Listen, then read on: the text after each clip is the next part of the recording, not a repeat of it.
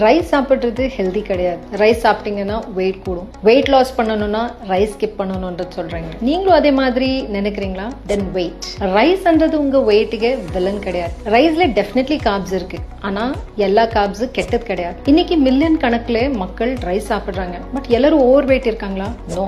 So wait கூடுறது உங்க ரைஸ்னால கிடையாது, நீங்க எடுக்கிற எக்ஸஸ் கேலரிஸ்னால தான். ரைஸ் இஸ் நைஸ் ப்ரொவைடட் அது கரெக்டான அளவுல ஒரு கரெக்டான பொருள் கூட சேர்த்து சாப்பிட்டீங்கன்னா பெட்டரா இருக்கும். வெயிட் லாஸ் பண்ணணும்னா பேலன்ஸோட பண்ணுங்க, பேன்ஸோட கிடையாது. ஸோ நான் சொல்ற இந்த குவிக்கான டிப்ஸ் ஃபாலோ பண்ணீங்கன்னா ரைஸ்ன்றது definitely it will be very nice. ரைஸோட அளவு அப்படின்னா ஒரு கப் ரைஸ் போதும். ரைஸ்ன்றது எது கூட சேர்த்து வச்சு சாப்பிடுறீங்க, லைக் சாம்பார், ரசம், கூட், இதுல ஜென்ரலா தேவைப்படுற ப்ரோட்டீன்ஸ் இருக்கும். டெஃபினெட்லி ரைஸ்ன்றது சாம்பார் கூட இல்ல இந்த மாதிரி பொருள் கூட சாப்பிடுறது தேவைப்படுற ப்ரோட்டீன்ஸ் கிடைக்கும்.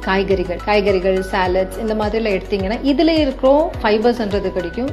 Definitely a combination of these three will make a good meal. Next time weight loss பண்ணனும்னா ditch this myth, not the rice.